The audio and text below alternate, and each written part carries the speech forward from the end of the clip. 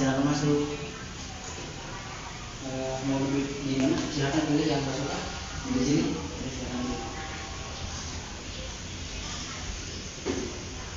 Siapa namanya? Dede Kamelia. Dede Kamelia, salam kenal ya Dede Kamelia. Perkenalkan juga, saya Turi Firdaus, saya di sini selaku konselor. Nah, kalau boleh tahu gimana Dede Kamelia kabarnya? Alhamdulillah baik. Nah, keseharian Dede sekarang ngapain kesehariannya? Seharian aku biasa, terus jalanin hari-hari biasa. Berarti masih kuliah sekarang ya? Iya. Semester berapa sekarang Mbak Dede? Semester 1. Semester 1 baru masuk berarti ya? Ya. Sebelumnya Dede pernah melakukan konseling individual belum? Belum. Nah, ya. Mungkin saya akan menjelaskan ya tentang konseling individual. Jadi konseling individual adalah salah satu layanan di dalam bimbingan konseling yang bertujuan untuk memecahkan atau mengentaskan masalah individu. Nah, di dalam bimbingan konseling atau konseling individual ini ada beberapa asas yang harus diketahui oleh Dede. Yang pertama itu ada asas kekinian. Jadi asas kekinian ini Mbak Dede silahkan cerita terkait masalah yang Mbak Dede rasakan pada hari ini. Ya. Selain itu juga Mbak Dede harus terbuka terkait masalah yang Mbak Dede ceritakan. Jangan ada yang ditutup-tutupi. Nah, yang ketiga itu ada kerahasiaan. Mbak Dede harus menceritakan semuanya. Mbak Dede gak usah khawatir terkait rahasia masalah Mbak Dede pada hari ini, karena masalah ini akan dirasakan hanya saya, Tuhan dan Mbak Dede aja yang tahu. Dan yang terakhir itu ada kesukarelaan Mbak Dede. Mbak Dede harus sukarela cerita ke saya. Jangan ada paksaan apalagi tekanan. Apakah Mbak Dede bersedia? Ya, jika sudah bersedia, alangkah baiknya sebelum melakukan konseling individual, alangkah baiknya kita berdoa terlebih dahulu. Berdoa dimulai.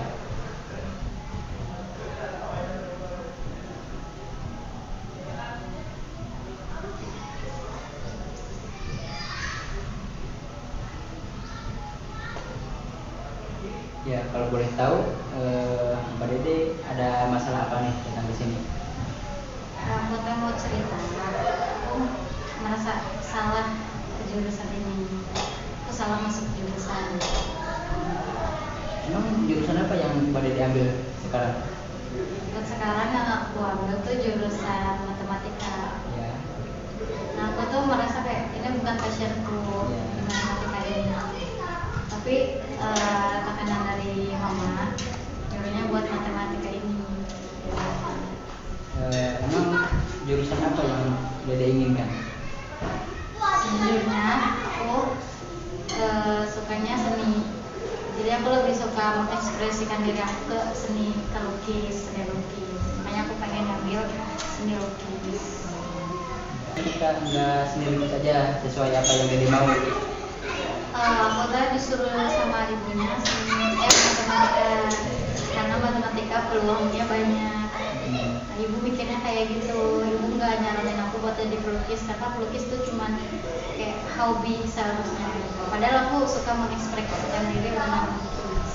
Kalau dirasa tidak sesuai dengan apa yang Dede mau, kenapa Dede masih menuruti kemauan dari mama untuk mengambil jurusan matematika? Jadi aku orangnya gak berani membantah. Anak tuh emang sesekali bisa gitu ya, buat kayak ibu aku gak suka di jurusan ini, aku gak suka ini. Nah, buat di khusus universitas atau khusus jurusan ini semua ditentuin sama ibu, karena sebelumnya waktu aku SMA aku membantah jurusan. Nah, itu diperbolehkan. Jadi utamanya yang jurusan SMK boleh, jadi otomatis sekarang aku nggak bisa ngebantah lagi. Berarti Dede merasa jengkel terhadap apa yang mama suruh ke Dede? Iya, sedikit jengkel. Kenapa Dede tidak mengatakan saja ke mama kalau Dede tidak suka dengan jurusan matematika? Karena kayak yang tadi aku udah bilang, aku nggak bisa bilang enggak, karena itu konsekuensinya. Jadi sebelum masuk sekolah aku udah ada peraturan sendiri sama mama. Jadi kalau misalnya jurusan itu pilihan. Nah, dari sekolah SMK ke universitas itu kan berarti ada seharusnya dua pilihan, bebas dibebasin kan. Tapi kalau ibu aku enggak, jadi ibu aku milih bebas tuh buat jadi aku nggak tahu kalau aku udah kepilih di SMK sebelumnya aku ngebantah, jadi otomatis aku pas masuk UNIF aku harus ikut kata dia. Dede setuju dengan apa yang dikatakan oleh mama? Karena aku udah nggak bisa ngebantah. Ya, jadi begini, jika urusan seperti ini itu sama saja mama Dede tidak mau memberikan kesempatan kepada Dede untuk mandiri. Terus saya harus gimana? Nah, di sini kita akan memainkan peran dialog, yaitu dengan teknik kursi kosong. Jadi di dalam teknik kursi kosong ini Dede berperan sebagai Dede, dan Dede bayangkan bahwa di depan Dede itu ada mama Dede. Jadi Dede ini menceritakan semuanya, apa yang ingin Dede sampaikan itu silakan Dede bicarakan seolah-olah di depan Dede ini ada mama Dede.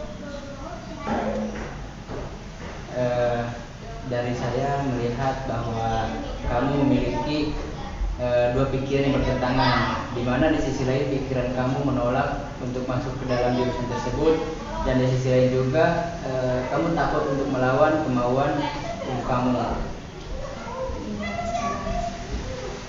Kursi kosong ini Dede akan memainkan dua peran. Nah, peran yang pertama ini Dede akan menjadi diri sendiri, dan yang kedua Dede akan menjadi ibu Dede. Nah, di mana Dede akan berdialog.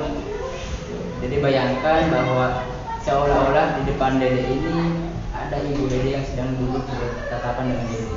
Jadi Dede ucapkan semua apa yang ingin Dede sampaikan kepada ibu Dede. Bisa dipahami?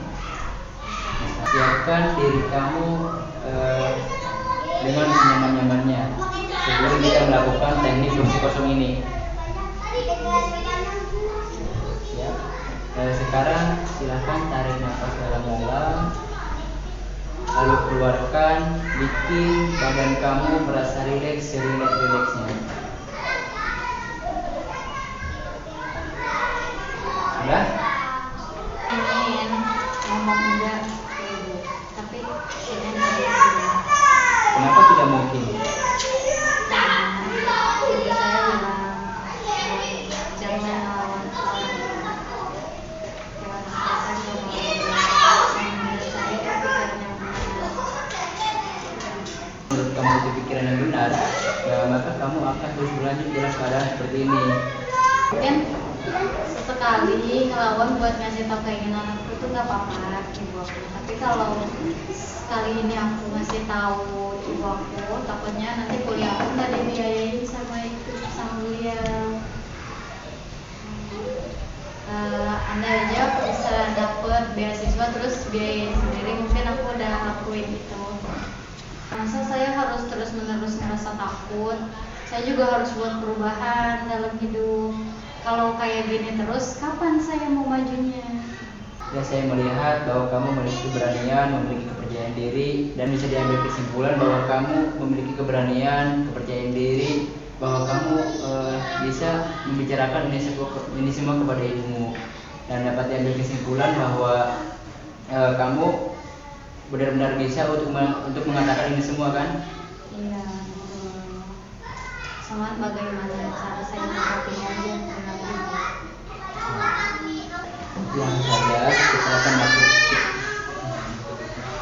Langsung saja kita akan melakukan teknik kursi kosong yang kedua. Akan persiapkan diri kamu senyaman mungkin, serileks mungkin. Tarik nafas dalam-dalam.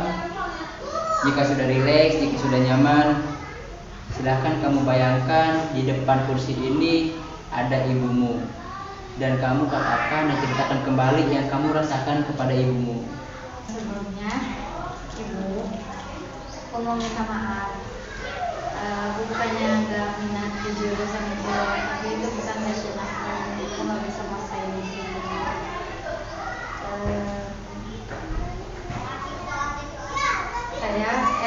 Aku lebih suka di jurusan seni yang saya bilang, karena aku ngerasa kayak seni itu kan langsung mempraktekkan dari si pikiran ke lukisan. Nah, aku sukanya yang kayak gitu, aku nggak suka yang hitung-hitungan. Coba bayangkan tanggapan ibu kamu setelah kamu mengatakan yang sejujurnya kepada ibu kamu. Iya, nggak apa-apa. Kalau kamu sukanya di jurusan ini, kamu passionnya di sini, kamu minatnya di jurusan seni ini, nggak apa-apa. Kamu pindah aja ke jurusan ini. Nggak seharusnya ibu selalu nggak seharusnya kamu selalu mengikuti semua kemauan ibu. Kalau kamu sukanya di sini, silakan kamu pindah ke sini. Setelah konseling yang dilakukan sejauh ini, bagaimana perasaan kamu? Saya merasa lega, nyaman, sangat tenang, dan bahkan saya sudah ada sedikit keberanian buat bilang ke ibu saya, dan buat bilang ke ibu saya sama jelaskan kepada ibu saya nanti. Baiklah, semoga pertemuan kita hari ini bisa memberikan manfaat. Nah, sebelum saya tutup, saya mau bertanya kepada kamu, kapan kira-kira kita bisa melakukan konseling tahap kedua? Sebulan lagi.